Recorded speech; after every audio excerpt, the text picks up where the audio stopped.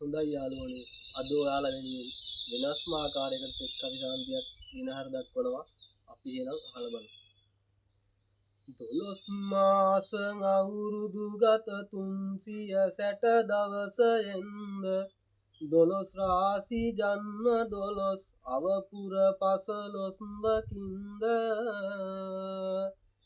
සත් දින සත් විසි නැකතද හෝරා 7 වන සැයින්ද මෙකි ගණන් වලින් පැවති සියලු දෝෂ දුර්වයෙන්ද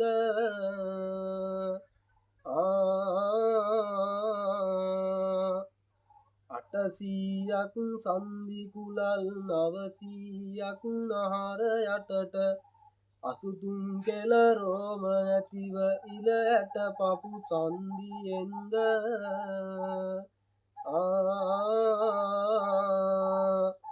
වාත පිටද සෙම වැඩි වී කය දිර වූ දෝෂයෙන්ද